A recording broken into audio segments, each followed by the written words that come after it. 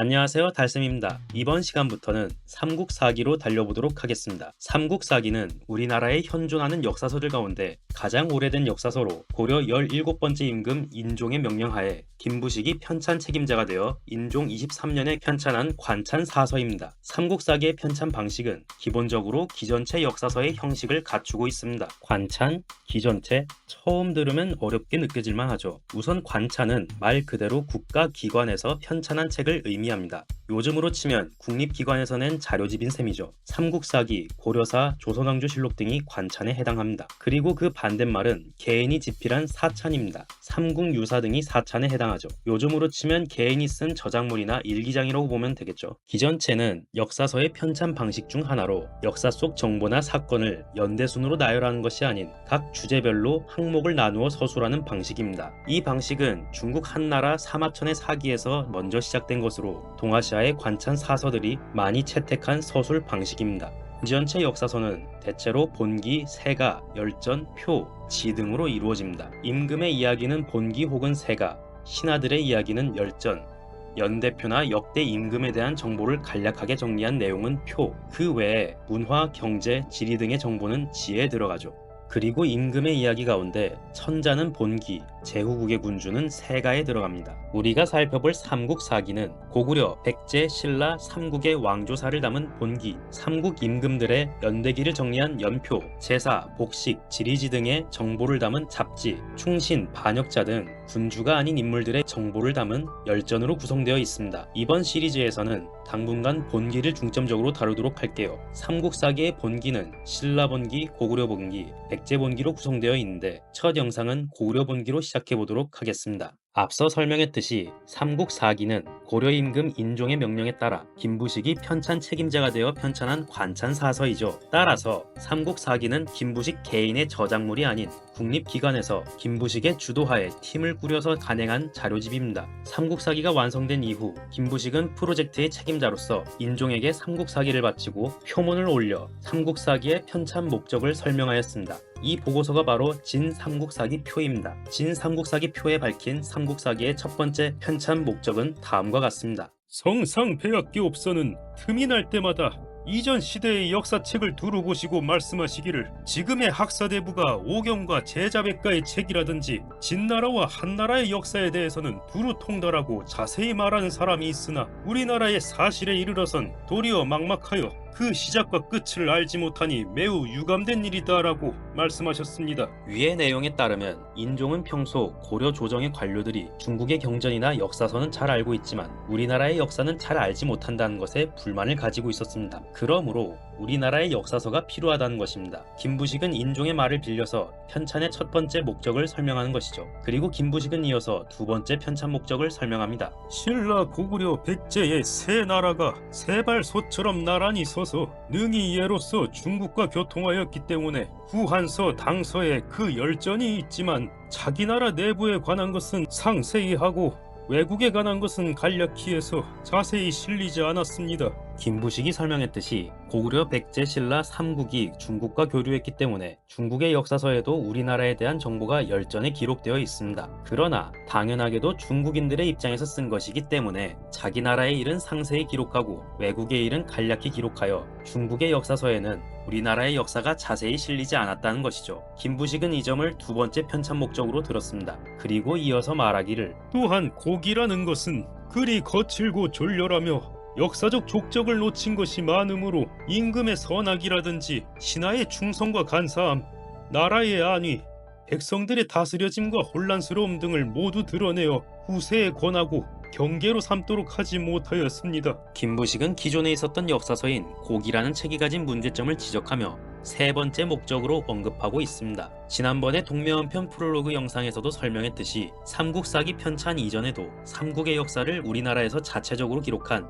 구삼국사 등의 역사서가 있었습니다. 그리고 더 거슬러 올라가면 삼국시대에도 우리나라 자체적인 역사서가 존재했습니다. 먼저 고구려에는 건국 초기에 문자를 처음 사용할 때 어떤 사람이 기록한 백권의 유기라는 역사서가 있었는데 고구려 26대 영양왕이 태학박사 이문진에게 명하여 이 유기의 내용을 요약하여 5권의 신집으로 편찬했다고 합니다. 이때의 유기를 17대 소수리망 시기에 작성한 것이라고 보기도 합니다. 다음으로 백제에는 13대 근초고왕 때 박사 고응을 얻어 편찬한 서기라는 역사서가 있었다고 합니다. 그리고 신라에는 24대 진흥왕 때 거칠부가 편찬한 국사라는 역사서가 있었습니다. 그러나 이 역사서들은 아쉽게도 모두 사라져버렸고 고려 초기에 그 내용들을 모아서 구삼국사라는 이름의 책으로 편찬했던 것으로 보입니다. 그 밖에 후대의 역사서에 인용된 정보를 통해 해동고기, 사만고기 등의 기록들이 고려시대 어느 시점에 존재했다는 것이 확인됩니다. 앞에서 김부식이 언급한 고기의 정체에 대해서는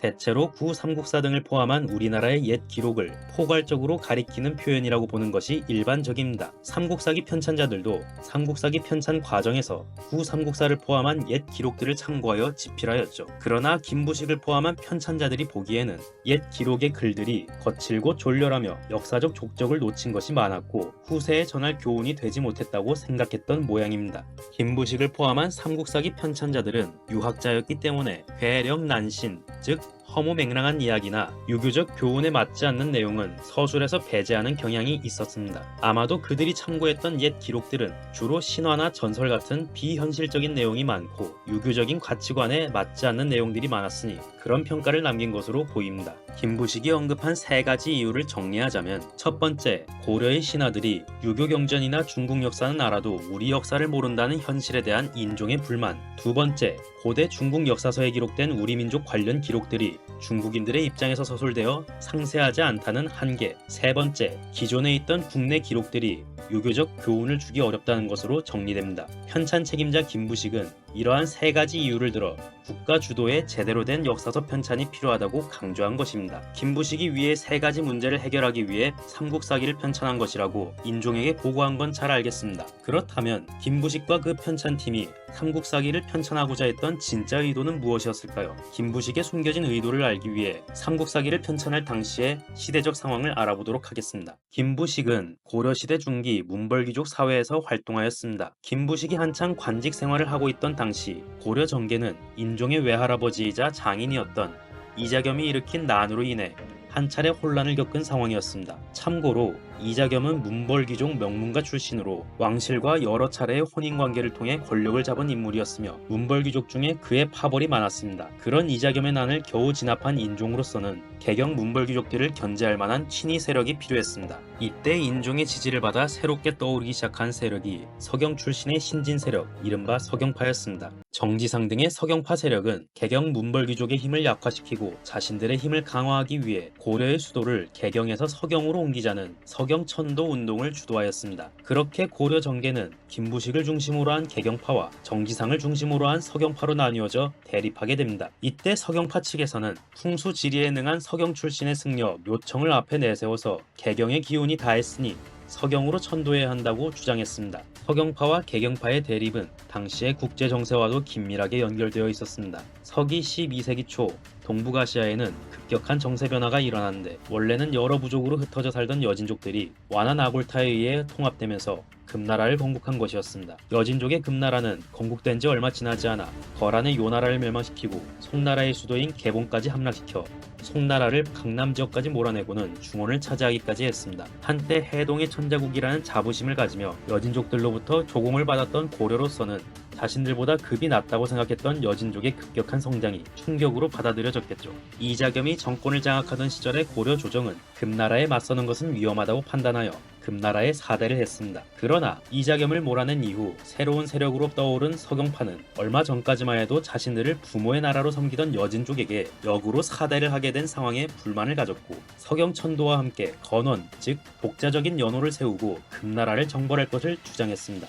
초반에는 인종의 지지를 받아 서경천도론이 대세를 이루었으나 서경파 측에서 건원과 금나라 정벌을 강하게 주장하면서 인종도 서경천도에 소극적인 태도를 보이게 됩니다. 그러자 조급해진 묘청은 서경에서 반란을 일으켜 대위국이라는 나라를 선포했고 인종을 데려와 대위국의 황제로 삼을 계획을 세웠습니다. 묘청이 서경에서 반란을 일으켰다는 소식이 들려오자 개경파의 대표였던 김부식이 반란 진압군의 총대장으로 직접 출전하였습니다. 그리고 서경으로 출발하기 전 묘청에 비해 온건파였던 정지상 등의 서경파들을 반란 가담자로 몰아서 인종의 허가도 없이 처형해버립니다. 한편 서경에서는 반란이 일어난 지 얼마 안 되어 묘청이 살해되었는데 처음 반란을 일으킨 묘청이 살해된 이후에도 서경 주민들의 항쟁이 1년이나 이어졌고 기나긴 항쟁 끝에 김부식에게 진압되었습니다. 이때 김부식과 함께 서경의 반란을 진압했던 윤원이조차도 건원을 주장했다는 이유로 정지상과 같은 일파로 몰려 좌천당합니다. 그리하여 새롭게 떠오르던 서경파가 제거되고